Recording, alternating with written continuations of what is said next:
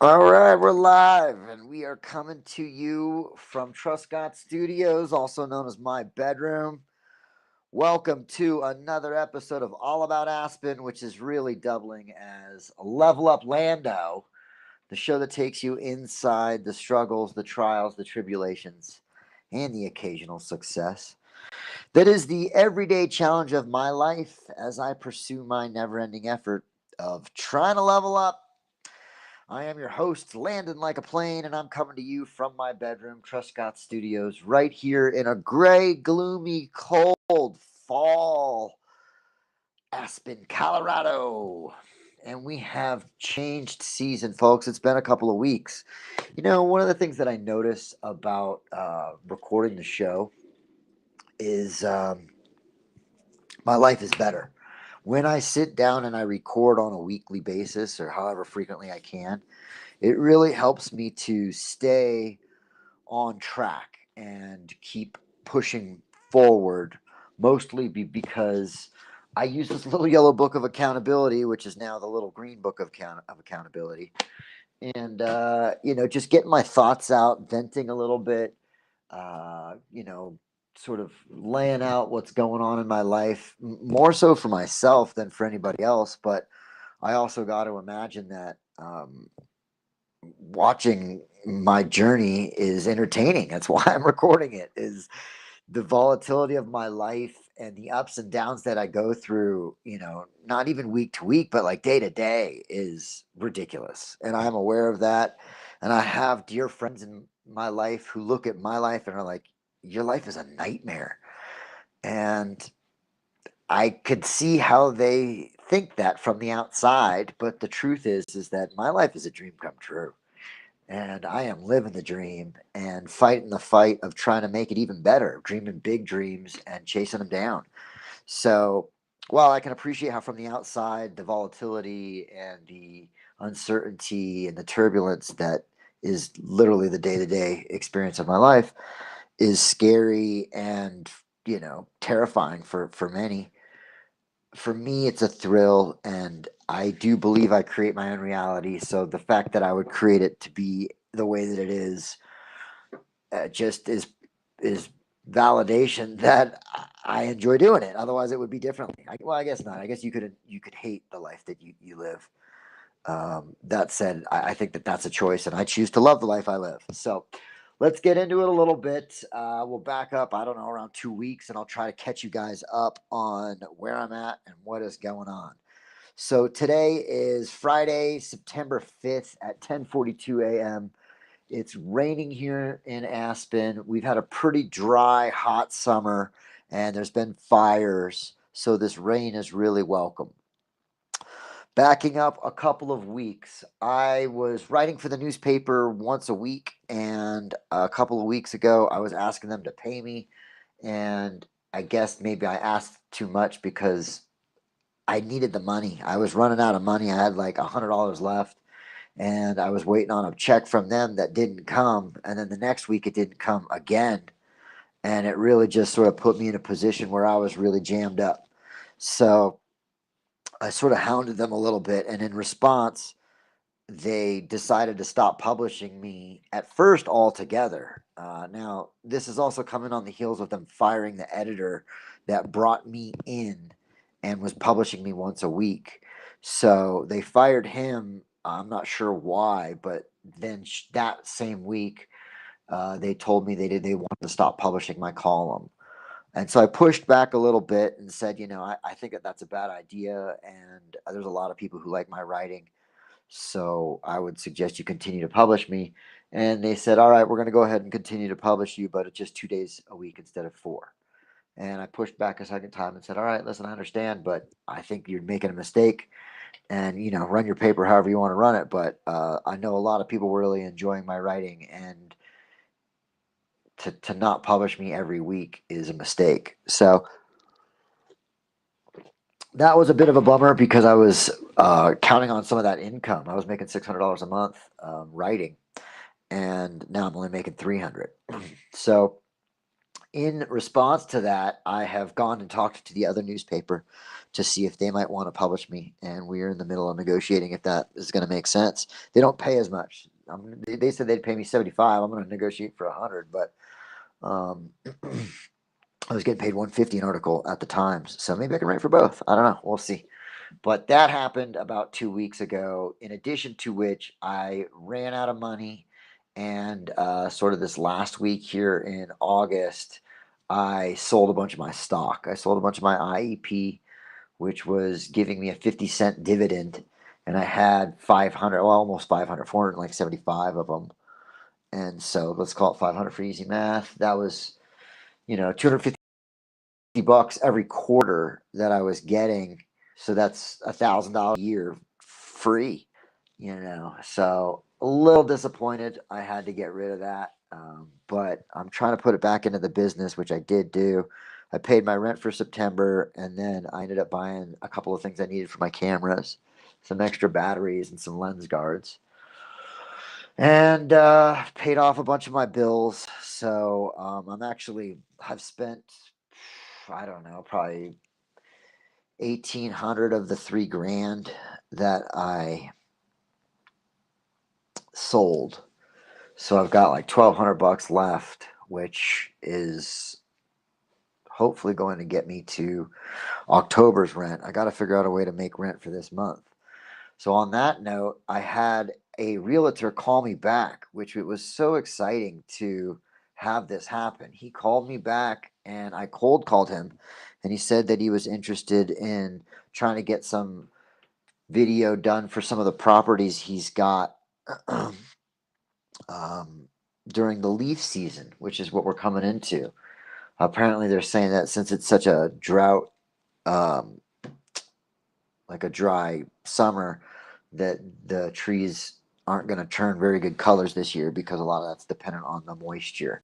And they're also going to turn colors earlier. So that's a little bit of an issue for me because my parents' 50th wedding anniversary is coming up um, on September 20th.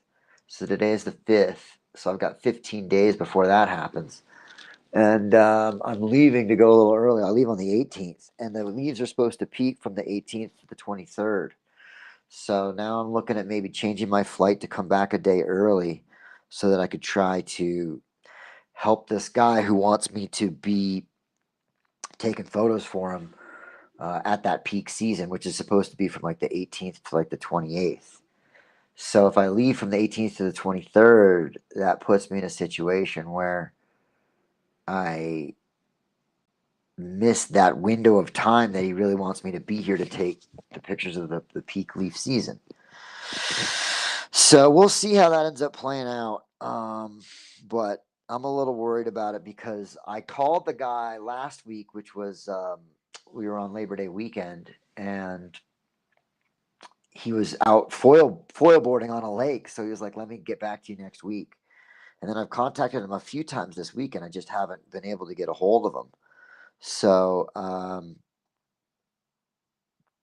yeah, that's been a little concerning to me because he sounded really interested, and he sounds like he wants to do like a lifestyle shoot as well as what he said, and that was when he was out on the boat. And I think he would be a really great client. He's like the number two realtor in the state of Colorado. It says on his website he's done $1.75 billion worth of real estate sales. So that's a good guy to be working underneath. So I'm trying really hard to close this deal, but at the same time, I haven't heard back from him. And I sent him my price sheet, and I'm pricing myself pretty expensive.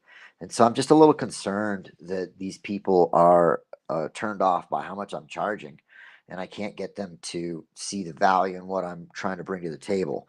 So I'm trying to do that better. I'm trying to figure out a way to demonstrate my value better. And in that way, I've been editing a little bit, which I need to get better at doing. And so I'm working on that. I'll try to work on that a little bit more today. And then, yeah, so I've got this little bit of money that I've got, and then I'm trying to have this guy book with me and give me a deposit so that I can lock him in and know that I'm getting paid. And then if I need to change my flight to come back a day early, I would do it because I'm getting paid. But if I don't get paid, then I don't know. I might just stay and visit with my family for an extra day. So we'll see. But that's coming up, and that sort of what happened last week. It was super exciting. I went from like having a couple $100 to having this guy call and potentially be interested in using my services, which then like really lifted me up. It made me feel like all this effort and work that I'm putting into cold calling and emailing these people and trying to get my business out there is actually having an effect. Whereas before it was like, man, I'm doing all this work and I'm not seeing any result for it. So it was pretty uplifting. It lit a fire underneath me, and I'm trying to get good with the drone between now and when I've got to do these photos for them so that I can make sure I'm taking really great video and getting some really good content, which I think I can do. And it's just a matter of getting it edited properly. So I'm working on that. I've been working with a guy doing AI and learning how to do some AI stuff. So that's another thing that I can continue to practice and learn how to automate. I created a chat bot for my business, which is pretty cool actually. And so it answers a bunch of questions just based off of scraping all the information from my website. So it's pretty neat. Well, let's see what else. What else? Oh, fish is they happened over 4th of July, and so normally over Labor Day weekend I get to go down there and see fish in Denver, and this is the first year in a decade that I haven't done that because they didn't play this year. So that's been an interesting shift in that's normally the end of summer and a way that I get to kind of put an exclamation mark on the end of my summer season. Now we've definitely transitioned into fall. It's colder. I've got a jacket on. I'm wearing sweatpants and slippers, and the leaves are starting to turn color. And we still have September is a really great month because the leaves are starting to turn and it's starting to get cold, but you still get a lot of really nice sunny, like 70-degree days. So today isn't one of them, but it's just such a lovely time of year to be here in Aspen. Let's see, what else do we got going on? I don't know. I think that kind of brings us current. Yeah, just wrapped up the summer season. We're now into fall as of this last weekend. Today's Friday, so about a week ago. Trying to lock down a client for September. Hopefully, I can figure something out. Hopefully, I can convince somebody to hire me and deliver and maybe start trying to build out some sort of retainer situation. I've been listening to a lot of Alex Hormozy on business and business coaching and how to structure offers and persuasion and sales techniques and stuff like that.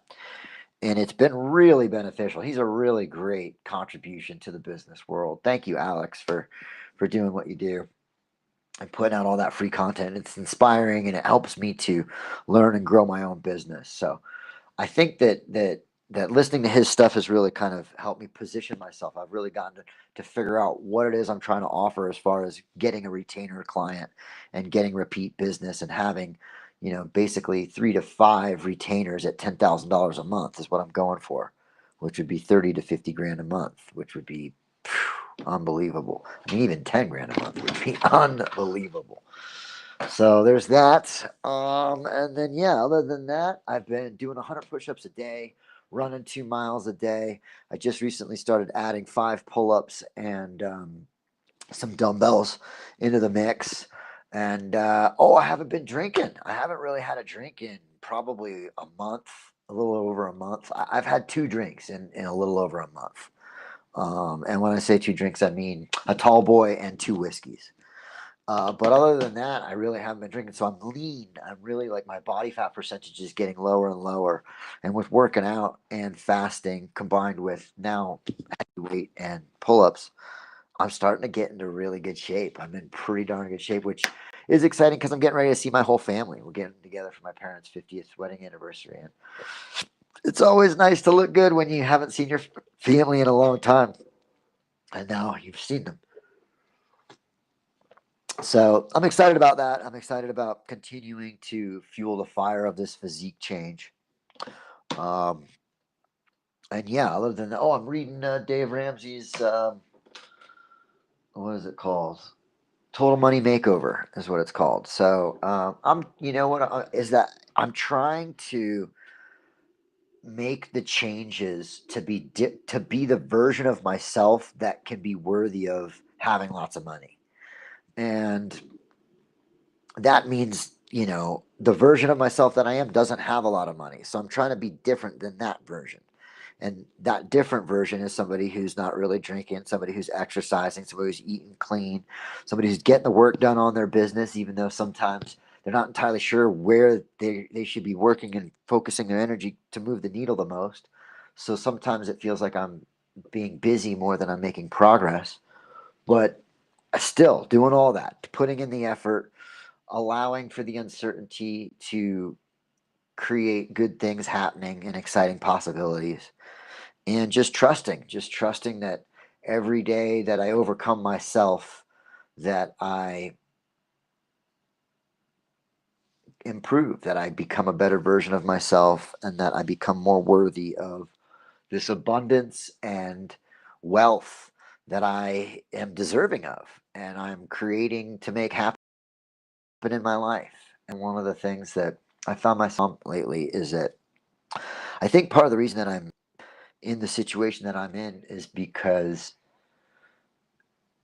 I wouldn't be a good steward of the money at this point in my life if I had it. Like I'd be worried that I would, overdose on drugs or just misspend it some way and really do damage instead of good.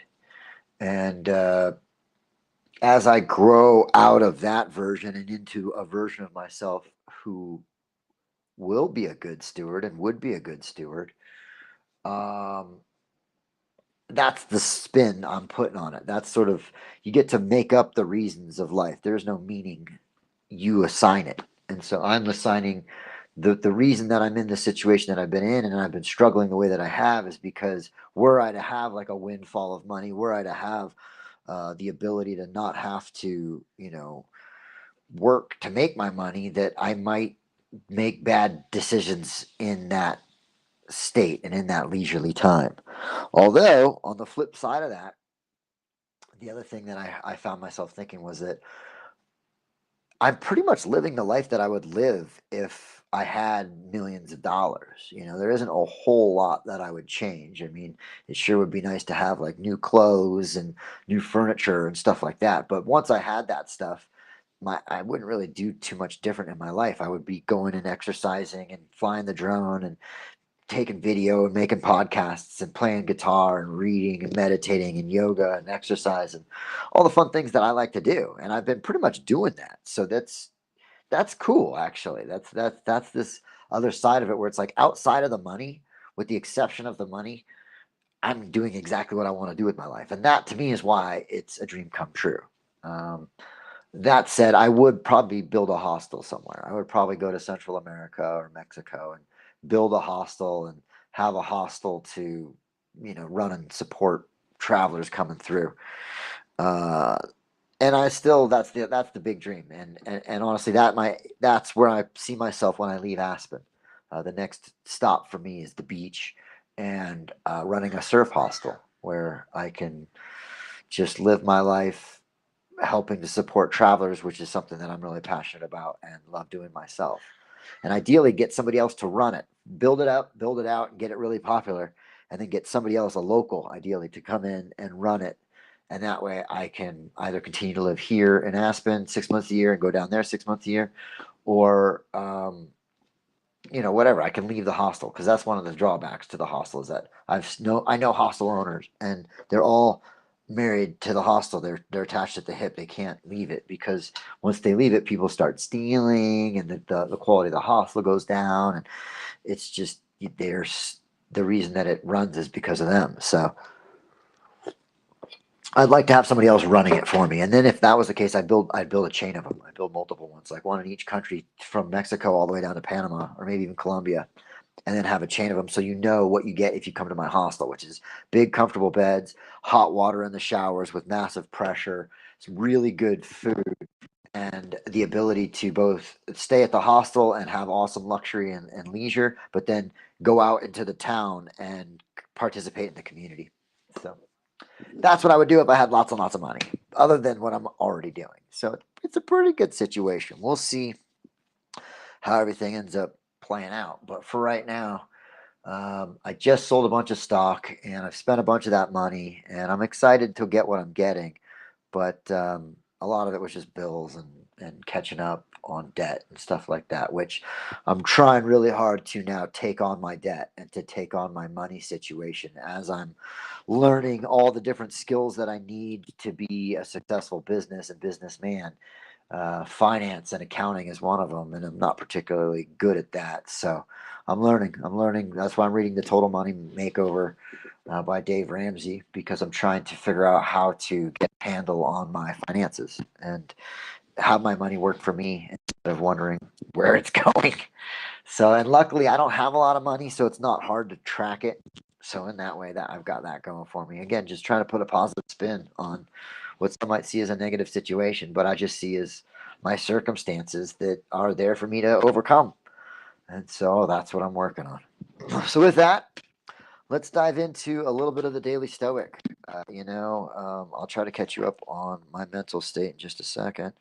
But the last time we looked at this was August 12th, which was a while ago. I did do a podcast with my buddy Mitch. I did my first real episode of All About Aspen. So I'm looking to try to do that a little bit more, which could be cool. So, all right. The discipline of will. We're into part 3, fortitude and resilience. September 5th. All right, before we get into this.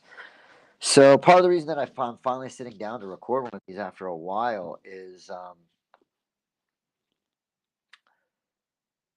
I'm feeling a little like the wind is out of been taken from my sails. And part of that is because I was on a really high of maybe I can close this realtor guy.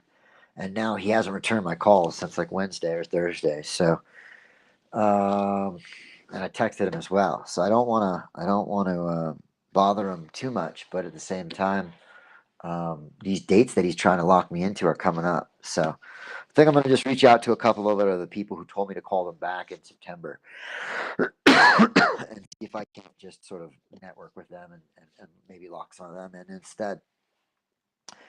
Um,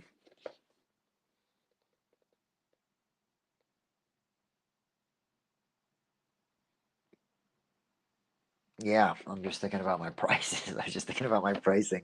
I'm charging $3,600 for one video with no photos and $2,500 if you get into the retainer package for 4 properties in a month, one a week, and that's 2,500. And you get video, social media reels, photos, and like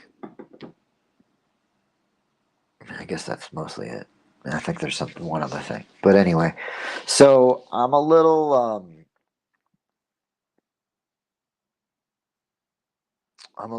like underwhelmed at the situation because I just need to get a client. That's really what needs to happen. I need to get a client, and I'm working to make that happen. But I'm also a little concerned that either I'm pricing too much or I can't deliver the quality of the product that's worth the money that I'm charging. So there's a little apprehension. That's a good word. I'm a little apprehensive. And I know that from listening to Alex Hormozy, the way to address having anxiety or doubt about your own ability or your own skill set is to have undeniable proof. And so I've been editing a lot in my attempt to get better at having a portfolio of evidence demonstrating I am good and that I've got the skills to deliver on what I'm trying to charge these people, because there's a part of me that's like maybe I'm charging too much or maybe the quality of my work isn't worth what I'm charging. And I know that I can charge what I'm charging. I know that I can get it. And then I'm not, the only concern there is can I deliver on how expensive it is? Because if you're charging that much, you better be able to deliver. And that's the part of me that I think I can. I do. There's a part of me that's like, yeah, no doubt. You definitely I wouldn't be charging what I am if I couldn't. But then there's another part of me that's like, you better be sure. You better not burn bridges here and piss people off because they're disappointed with the quality of your work, which has happened to me before. So um, there's a part of me that's a little rattled in that way that I'm looking to sort of calm and satiate by proving to myself more than anybody that I'm good at this and that I am good at it. And so I've been flying the drone, trying to get good at just different maneuvers and flying the drone, and then beyond that, editing. So, and then other than that, I've been, like I said, I've been doing a pretty darn good job of overcoming myself. There's a lot of, there's a big part of me that wants to make bad decisions, and I've been denying that part of me pretty well, pretty regularly enough to be proud of it. And I'll take that as a little win. We can pat ourselves on the back for that one. Overcoming yourself brings joy, and I have been overcoming myself more than I haven't been lately. And whether that's not drinking alcohol, whether that's staying consistent on the exercise regime, whether that's not going out and staying kind of hunkered down and saving money, whether that's managing my debt and paying all my bills, whether that's selling my stock and liquidating some of what I consider to be my retirement savings so that I can continue to fund the business.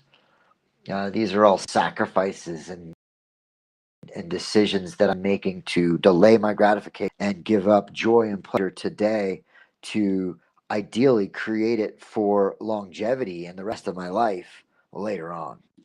So, and I know that if I don't do the work, I'm not going to get there, but I still avoid doing the work.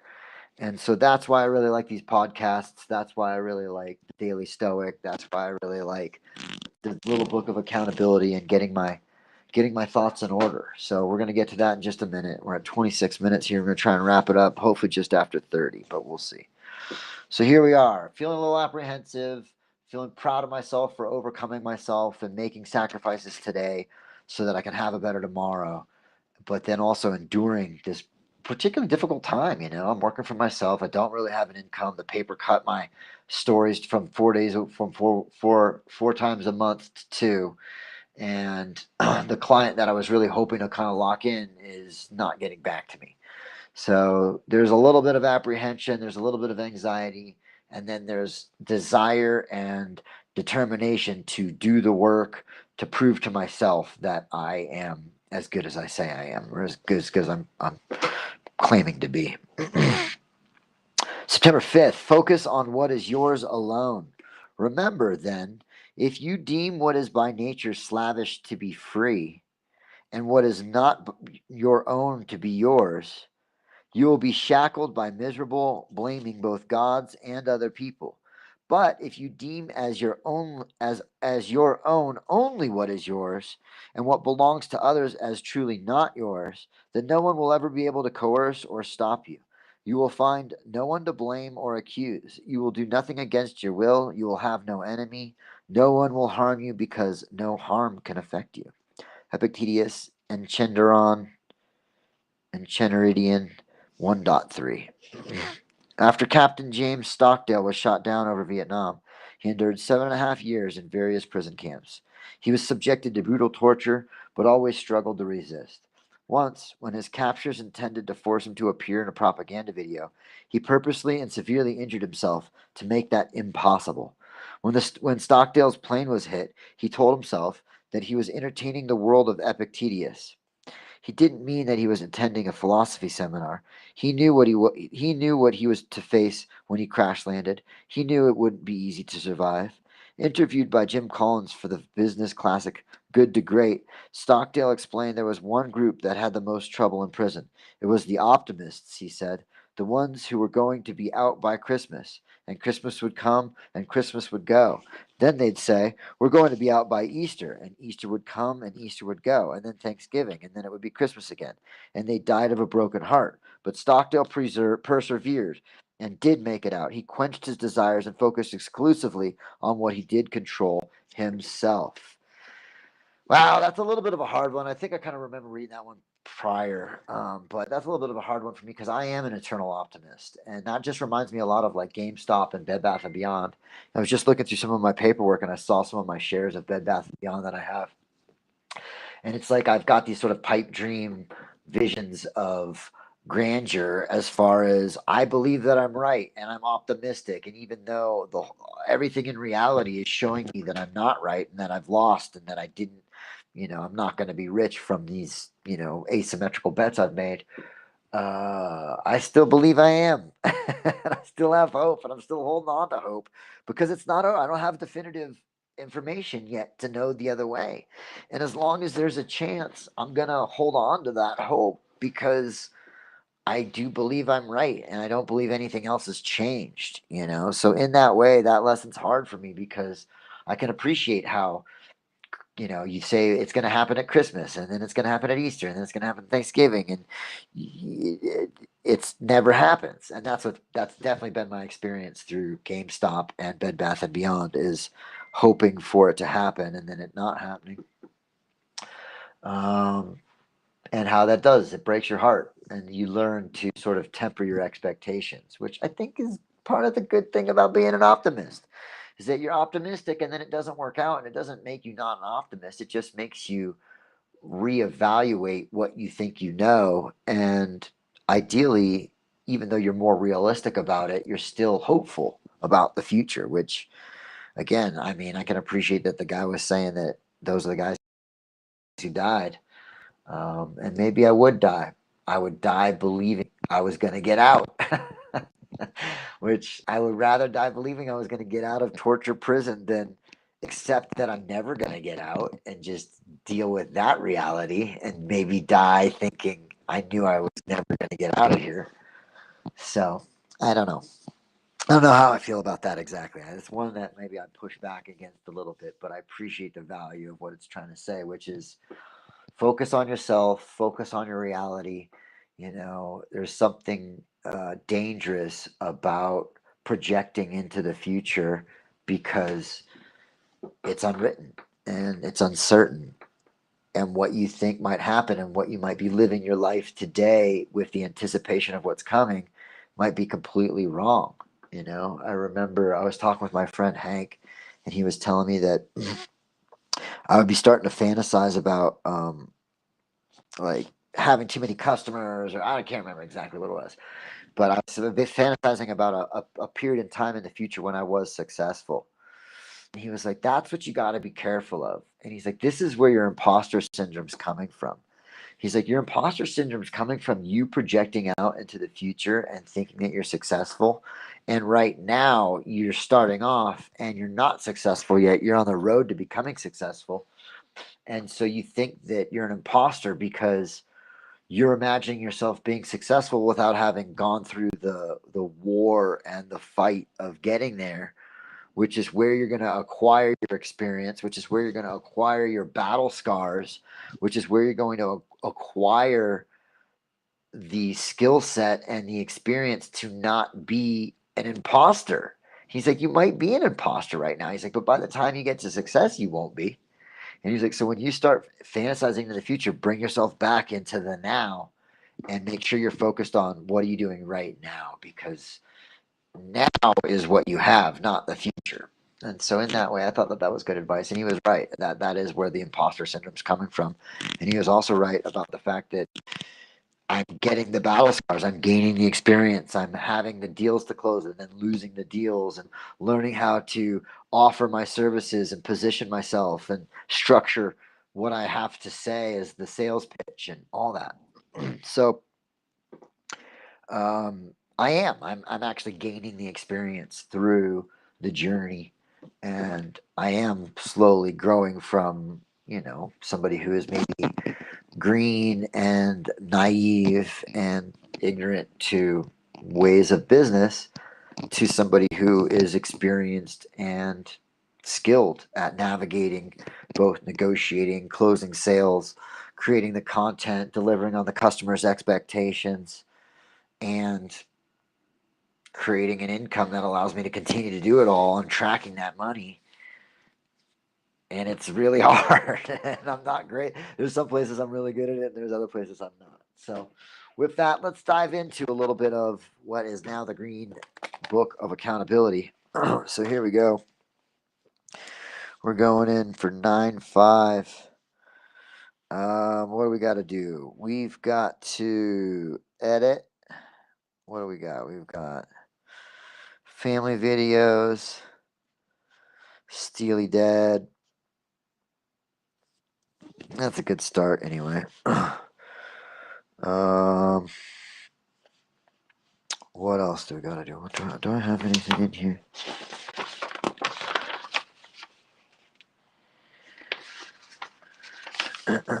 I don't. I think I've been using the other one.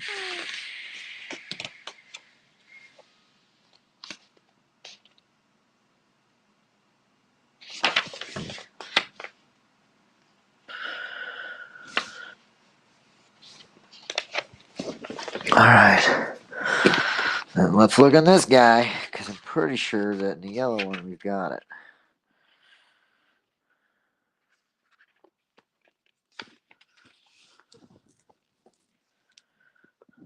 Okay.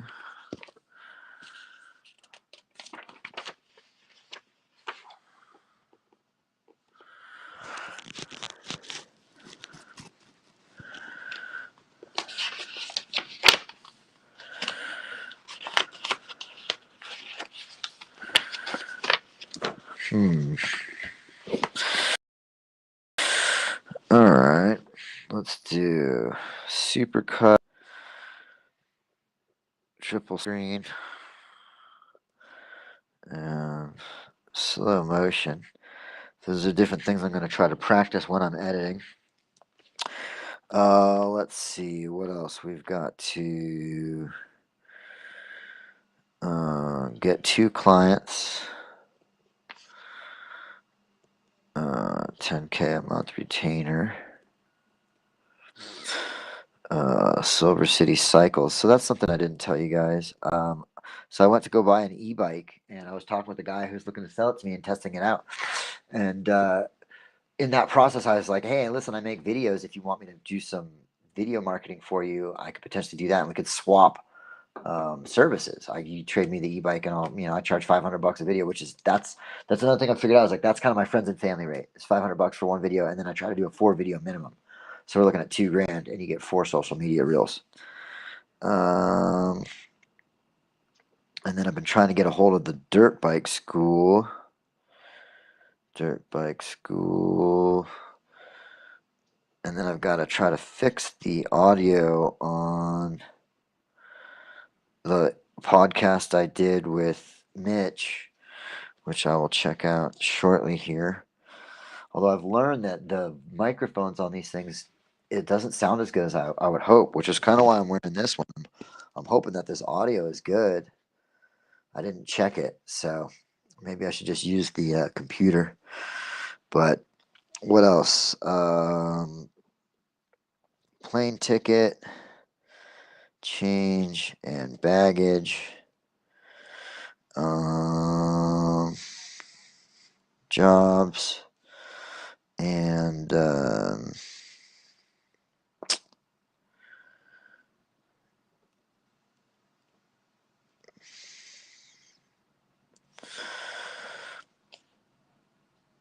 let's see.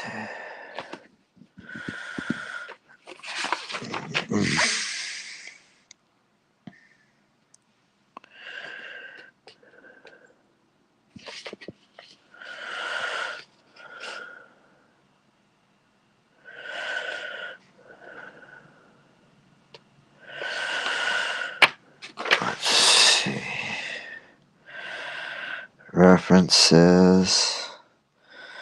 Okay, Matt and Bronson. Website and logo fix.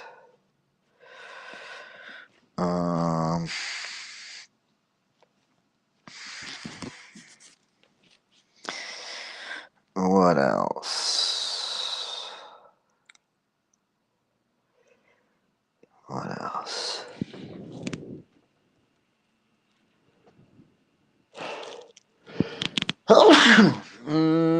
I'm not sure what else I need to do here. Let's go backwards in this. Oh, I gotta get recertified. Ski pass.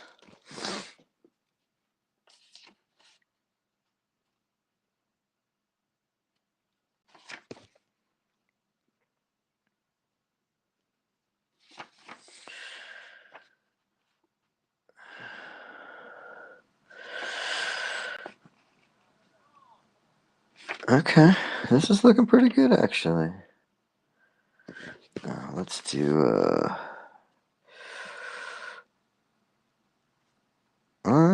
So really, all I gotta really do is edit. I mean, that's the main thing I just need to be doing and working on all the time. So not too shabby, you know. I mean, I got a bunch of other stuff to do, but the main thing to push the business forward at this point is continue to try to get clients and edit. So there you go. You know, I'm feeling better. I'm feeling a little bit more organized as far as what I'm trying to do. I'm feeling like I vented, and that's what this show's all about. You know, it's about leveling up and getting it all clarified so that I have a clear direction to move forward. So, yay! Good job, Landon. So, all right, you know, it looks like it's the rain's let up a little bit, and yeah, I don't know, might be worth going outside. So we're gonna go check all that out. But between now and then, you know, I've got a lot of work to do and a little bit of a better idea of how to get it done. So with that, I hope that you work done in your life so that you can make your future better, just like I'm trying to do. And until then, I will see you next time. I am your host, Landon Like a Plane, and I'm taking off.